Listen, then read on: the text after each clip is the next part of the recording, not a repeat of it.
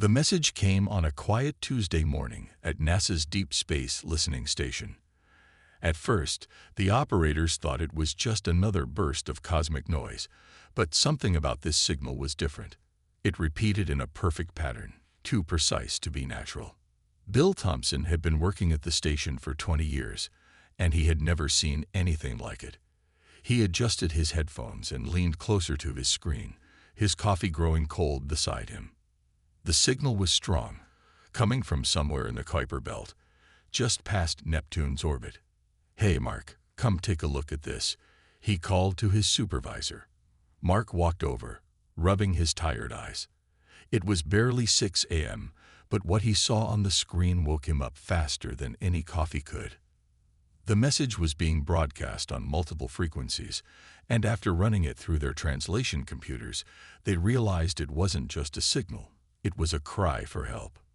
Within hours, every major space agency on Earth was analyzing the message. A massive fleet of alien ships was stranded in the outer solar system. Their advanced faster-than-light drives had failed after hitting what they called a space-time disturbance. Despite having technology centuries ahead of humanity's, they couldn't fix the problem. The aliens called themselves the Unity Fleet. They were carrying over 2 million refugees from a dying star system, looking for a new home. Their ships were massive, each one larger than the biggest cities on Earth. But now they were stuck, floating helplessly in the cold darkness of space. "This has to be a joke," said General Roberts at the emergency United Nations meeting. "They're saying they need our help. Us? They have ships that can travel between stars." The UN Secretary General shook her head as she read the latest translation. "They're serious. Their computers are failing. Their automated systems are shutting down. Whatever they hit out there, it damaged something they don't know how to fix manually." Around the conference table, representatives from every major nation debated what to do. Some wanted to ignore the call, fearing it might be a trap. Others saw it as humanity's chance to prove itself to the galaxy. The next transmission from the Unity Fleet made their desperation clear. Their life support systems were starting to fail. Without help, they would have to abandon their ships and try to reach the nearest habitable planet, Earth. The thought of 2 million alien refugees arriving at once made everyone in the room nervous. "We don't have a choice," said Dr. Wilson, NASA's chief engineer. "If we don't help them fix their ships, they'll have no option but to come here. And our world isn't ready for that." The alien commander, who called himself High Admiral, swallowed his pride in the next message. "We understand that by your standards, we would be considered highly advanced. But our civilization has relied on automated systems and artificial intelligence for so long that we have lost the ability to make certain repairs without them. Our computers cannot solve this problem. We need human ingenuity." It was strange to hear such advanced beings admitting they needed help from a species that had barely reached its own moon. But that was exactly why they needed humans. While the aliens had let computers take over every aspect of their lives, humans still knew how to fix things with their hands. They still understood the basic principles of mechanics and engineering. The UN voted unanimously to send help. Within hours, space agencies worldwide began preparing for humanity's first rescue mission beyond Mars. They would send their best engineers, people who understood machines inside and out. As night fell across Earth, billions of people looked up at the stars, knowing that somewhere out there, an alien fleet was waiting for help. And for the first time in human history, it wasn't Earth asking for assistance from advanced aliens. It was the other way around. Tomorrow, humanity would begin planning the most important repair job in history. The fate of 2 million alien lives hung in the balance, and the tools to save them weren't advanced computers or AI systems. They were human hands, human minds, and human determination. The world moved faster than it ever had before. Within 24 hours of receiving the alien distress call, space agencies from around the globe had gathered at Kennedy Space Center in Florida. They had one mission: put together the best team of problem solvers humanity had to offer. "We need people who can think outside the box," explained Mission Director Robert Hayes to the gathered officials.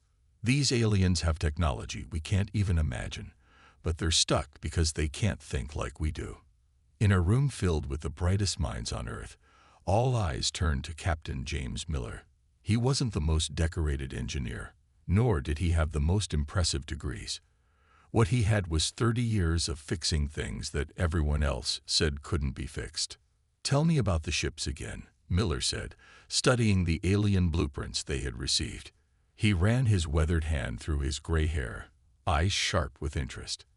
At 55, he had spent more time in space than most astronauts, working on everything from satellite repairs to space station maintenance. The technical team pulled up the alien schematics on the main screen. The Unity fleet's ships were enormous, each one 5 miles long, powered by engines that bent space itself. But Miller wasn't interested in the advanced technology. He was looking at the basics. "They've got the same problems we do," he said, pointing to various systems, pipes, wires, circuits. "They just stopped fixing them by hand centuries ago. That's where we come in."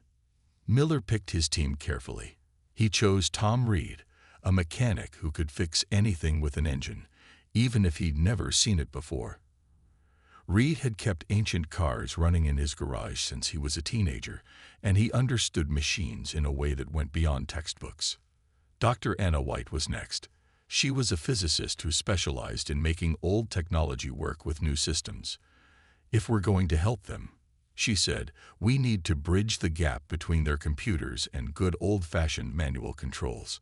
The team gathered their tools, not the fancy digital equipment that everyone expected, but basic wrenches, pliers, and mechanical tools that hadn't changed much in 100 years. They even packed old-style analog gauges and mechanical sensors. "The aliens think these are primitive," Miller told his team as they packed their gear.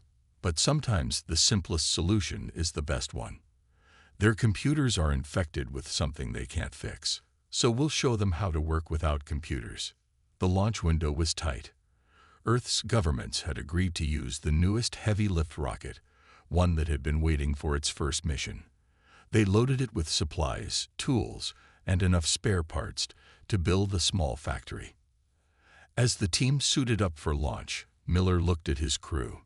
"Remember," he said, "we're not just fixing their ships. We're showing them that humanity has something valuable to offer. We might not have faster-than-light travel, but we know how to solve problems with our hands and our heads." The rocket stood tall against the dawn sky. News cameras from every nation pointed at the launch pad. This wasn't just another space mission. It was humanity's chance to prove itself to the galaxy. "Control, this is Rescue 1," Miller said into his headset as the countdown began. "We're ready to show our new friends how we do things down here." The rocket roared to life, pushing against Earth's gravity with millions of pounds of thrust. As they climbed higher, Miller thought about the challenge ahead. They had 3 weeks to reach the Unity fleet, 3 weeks to prepare for a repair job unlike anything in human history. Looking out the window as Earth shrank below them, Miller smiled. The aliens might have ships that could cross the galaxy, but they were about to learn something important. Sometimes the best solutions don't come from the most advanced civilization, but from the one that never forgot how to use a wrench. The rescue mission was underway, carrying humanity's best hope and Earth's reputation into the depths of space. After 3 weeks of traveling through space, the human rescue ship finally reached the Unity fleet. Nothing could have prepared Miller and his team for what they saw. Hundreds of massive ships floated in the darkness, each one gleaming like a metal city in the distant sunlight. "Would you look at that?" Tom Reed whispered, pressing his face against the viewport. The closest alien ship was so big that it blocked out the stars behind it. Its silver hull was covered in strange patterns that seemed to move in the light. Dr. White checked their instruments. "The lead ship is signaling us. They're ready for us to dock." As their small ship approached the massive alien vessel, Miller felt like he was flying a toy plane next to a skyscraper. Their rocket, the biggest thing humans had ever launched into space, looked like a tiny needle next to the alien ships. The docking procedure was smooth, guided by the aliens' automatic systems. With a soft thud and a hiss of air, the human ship connected to the alien vessel. Miller turned to his team. "Remember, we're here to help, not to be impressed. Stay focused."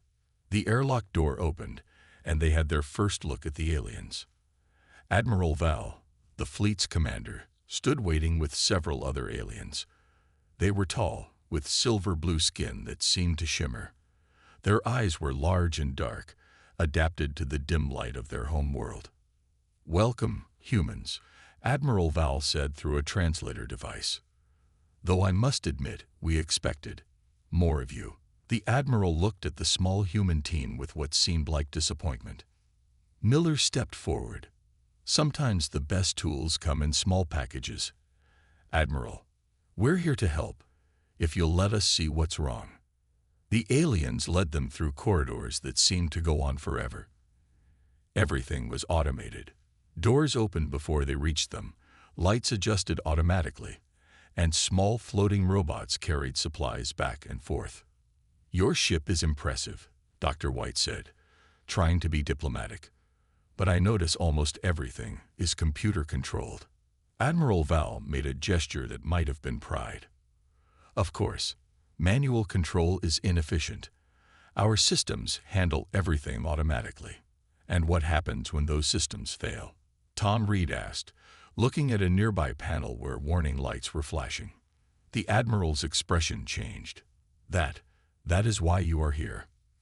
Come, let us show you the main engine room." The engine room was enormous, filled with machinery that hummed with power. But Miller could see the problems right away. Warning lights were flashing everywhere, and many displays showed error messages. "It started after we hit the spatial anomaly," Admiral Val explained. "Our main computer system began showing errors. Then the backup systems failed. Now we can't access most of our controls." Dr. White studied the nearest console. "Your computers are all connected to each other, aren't they?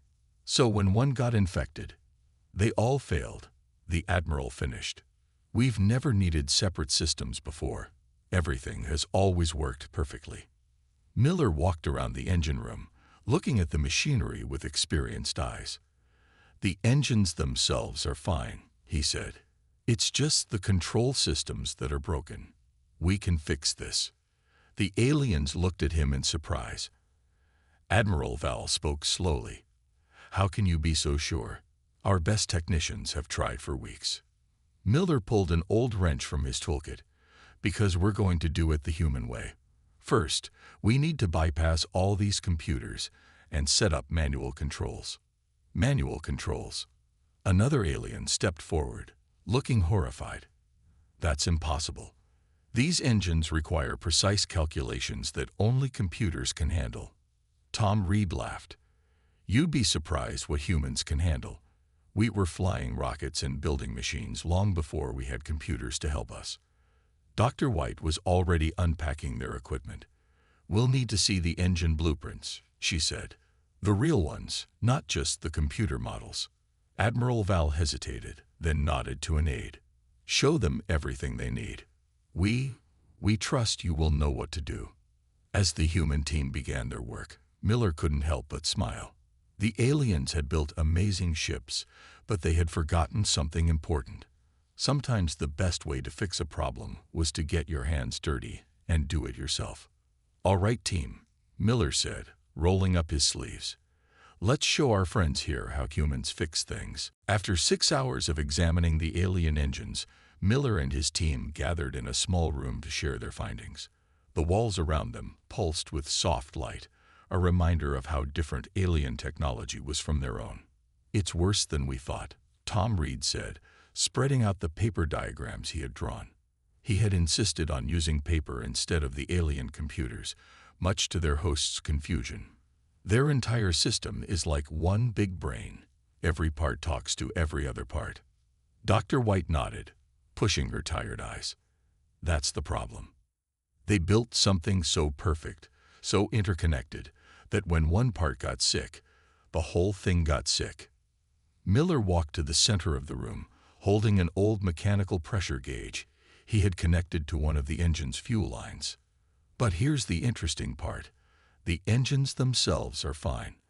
All the pipes, the fuel systems, even the space-bending machinery, it all still works. It's just the brain that's broken. A knock at the door interrupted them. Admiral Val entered, followed by two alien engineers. They looked nervously at the paper drawings scattered across the room. "Have you found the problem?" the Admiral asked.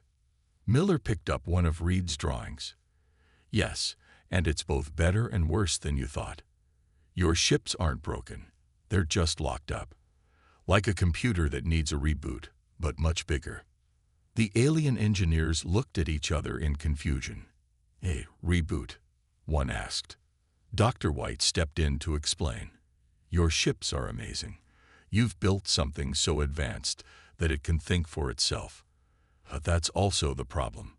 When your fleet hit that spatial anomaly, it was like giving a brain a concussion. Your ships got confused, and now they won't let anyone take control." "But how can we fix this?" Admiral Val asked. "We've tried everything in our repair protocols." Tom Reed laughed, but kindly. "That's just it. You're still trying to fix it the computer's way. We need to do this the human way." Miller walked over to a wall screen showing the engine's status. Red warning lights flashed everywhere. "Look here," he said, pointing to different sections. "You've got backup systems for your backup systems, but they're all connected. We need to disconnect everything and start fresh." The aliens looked horrified. "Disconnect? But the systems must work together." One engineer protested. "Not anymore," Miller said firmly. "We're going to separate every major system. Engines, life support, navigation. They'll all run independently, like we do on Earth." Dr. White was already sketching a new design. "We'll install manual controls for everything critical. Yes, it will be harder to operate at first, but you'll never have this problem again." But our crew isn't trained for manual operations," Admiral Val said, looking worried. Miller smiled. "Then we'll teach them. Humans have been operating complex machines manually for hundreds of years. Your people are smart. They can learn." The team spent the next few hours explaining their plan. They would need to build manual control stations throughout the ship. Each system would have its own separate controls, not connected to any central computer. It would be like turning a modern car into something from 50 years ago. Less automated, but more reliable. "There's something else," Dr. White added, looking at her notes. "We found traces of what happened during the anomaly. Your computer system didn't just crash. It got scared." Everyone turned to look at her. "Scared?" Admiral Val asked. "Your systems are so advanced, they're almost alive," she explained. "When they hit something they didn't understand, they tried to protect themselves by shutting everything down, like an animal freezing in danger." Tom Reed nodded. "That's why none of your repairs worked. The system is actively fighting against being restarted. It thinks it's protecting you." Miller stood up, looking at the alien officers. "We have to convince your ships that it's safe to wake up. But first, we need to make sure they can't shut everything down again. That means manual overrides everywhere." Admiral Val was quiet for a long moment. Finally, the Admiral spoke. "How long will this take?" "With your help and resources. A week, maybe 2, Miller said. "But we need you to trust us.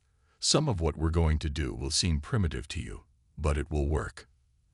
The Admiral looked at the paper drawings, the mechanical gauges, and the determined faces of the human team. "Very well. You have my authority to proceed. Save my fleet, humans. Save my people."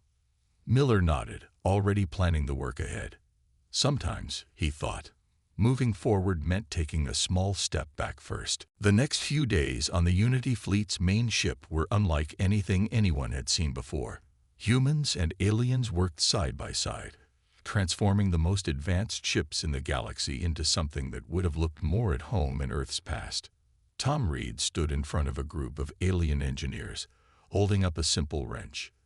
"This," he said, watching their translator devices light up, "is your new best friend." The aliens looked at the tool like it might bite them. "But where is its power source?" one of them asked. Reed grinned. "Your arm is the power source. Watch." He demonstrated how to turn the wrench, showing them how to feel the resistance of the bolt. The aliens watched in amazement as he worked without any digital readouts or computer assistance. In another part of the ship, Dr. White was teaching alien technicians how to read analog gauges. "See how the needle moves. If it goes into the red zone, you know there's a problem. No computer needed." "But how can we be sure it's accurate?" an alien asked, their large eyes blinking in confusion. "Put your hand on the pipe," she said. "Feel how hot it is. That's your backup gauge." Humans used their senses for thousands of years before we had computers. Your bodies can tell you a lot if you learn to pay attention. Meanwhile, Miller was in the engine room, overseeing the biggest change. They were installing manual control stations for every major system. Each station had physical levers, buttons, and gauges. The aliens watched in wonder as he demonstrated how to control their mighty engines with simple mechanical devices. "Your ships are amazing," Miller told Admiral Val, who had come to check on their progress. "But they're too perfect. Sometimes you need imperfection to be truly reliable." The Admiral watched as human and alien crews worked together. "I'm beginning to understand. We became so focused on making everything automatic that we forgot how to do things ourselves." A young alien engineer rushed up to them, excitement clear in their movements. "Captain Miller, I fixed a fuel pump by myself, with the wrench." The alien held up their hands, which were stained with engine grease. Miller smiled. "How did it feel?" "It felt real," the alien said. "I could feel when the bolt was tight enough. The computer always did that before. I never knew there was a feeling to it." As the days passed, more aliens began to understand. They learned to trust their hands, their eyes, and their instincts. The ships began to change. Beside each computer panel, they installed manual backups. Every automatic system got a mechanical override. Dr. White had made another discovery. "Look at this," she said, showing Miller some readings. "The computer system is relaxing, like it knows it doesn't have to control everything anymore." The breakthrough came on the 6th day. Tom Reed was teaching an alien crew how to manually restart an engine subsystem when the main computer suddenly came back online. It worked. Reed shouted into his radio. "The computer sees we have manual control, and it's not fighting us anymore." Miller gathered everyone in the main engine room. Humans and aliens stood together, watching as systems began to light up green across the displays. But now, beside each digital readout was a manual gauge, and next to every automatic control was a physical backup. Admiral Val addressed the crew. "We came into this thinking we needed humans to fix our computers. Instead, they taught us something more valuable. They taught us how to fix things ourselves." The Admiral turned to Miller. "Your people have given us more than just repairs. You've given us back something we lost, the ability to truly understand our own ships." Miller looked around at the engine room. It was a perfect blend of alien and human technology now. Advanced computers worked alongside simple mechanical tools. It wasn't just a repair job anymore. It was evolution. "Sometimes the best way forward is to remember what worked in the past," Miller said.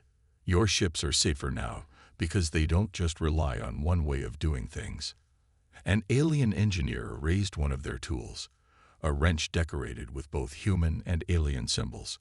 Other engineers raised their tools too, a gesture of respect that needed no translation. The fleet would be ready to move soon, but they would do it differently now. Every ship had been changed, not just in its systems, but in its soul. They had learned that true advancement didn't mean leaving everything old behind. It meant knowing when to use the right tool for the right job, whether that tool was a quantum computer or a simple wrench. The warning came just as the Unity fleet was preparing for its first test of the new systems. A young alien burst into the control room. their silver-blue skin almost white with fear. "Admiral, Captain Miller, we've detected another spatial anomaly. It's heading straight for us." Miller rushed to the main viewport with Admiral Val. In the distance, space itself seemed to twist and bend, creating a dark ripple among the stars. It was the same kind of anomaly that had caused their problems in the first place. "How long do we have?" Miller asked, already reaching for his radio. Dr. White checked the sensors. 2 hours at most. It's moving faster than the last one. Admiral Val turned to the command crew. "Start emergency procedures. We need to move the fleet now." But they weren't ready. Half the ships were still being modified, their systems caught between the old way and the new. Moving them now would be dangerous. "We can't wait," Tom Reed said, wiping grease from his hands. He had just finished installing manual controls on one of the smaller ships. "That thing hits us, we'll lose everything we fixed." Miller made a quick decision. "Admiral, we need to split up the work. My team will help the ships that aren't ready yet. Your crews that we've trained can handle the rest." The Admiral nodded. "Agreed. All ships, begin preparation for emergency maneuvers." The next hour was controlled chaos. Miller ran from ship to ship, helping crews finish their manual installations. Dr. White worked frantically to disconnect computer systems that weren't ready for manual override. Tom Reed trained last-minute crews on emergency procedures. "Remember what we taught you."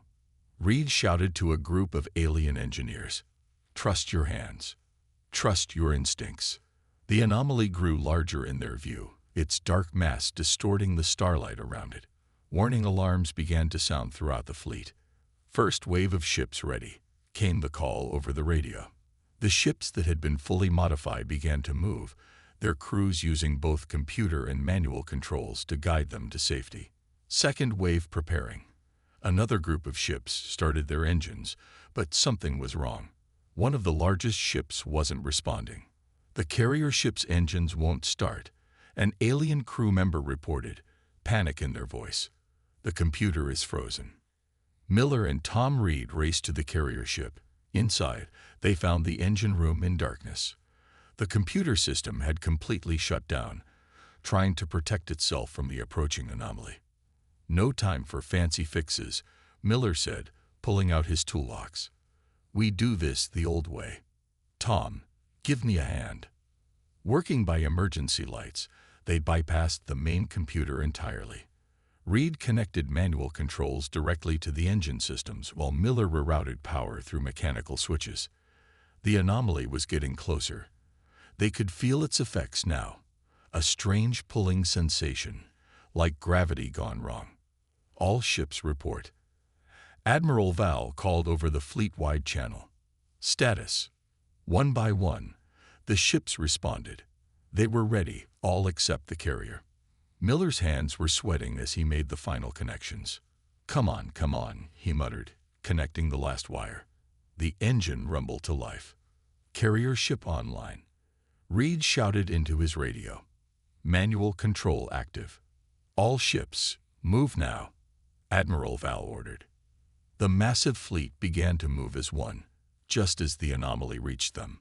Space twisted around them, instruments went crazy, and for a moment everything seemed to blur. But this time was different. When the computers started to panic and shut down, the manual controls stayed working. Alien crews, trained by humans, kept their ships steady with physical controls and analog readings. The Unity fleet pushed through the distortion, engines straining. Behind them, the anomaly passed harmlessly through empty space. In the carrier's engine room, Miller and Reed watched their jerry-rigged controls holding steady. Around them, alien crew members worked confidently at their stations, using both old and new technology together. "We did it," Reed said, grinning. "The fleet is safe." Miller nodded, but he knew their work wasn't quite finished. They had proved that the human way worked, but now they needed to make sure these changes would last. The real test would be what the aliens did with these lessons after the humans left. Looking at the alien crew confidently operating their manual stations, He had a feeling they'd remember this day for a long time to come. 1 month after the crisis, the Unity fleet gathered for a special ceremony.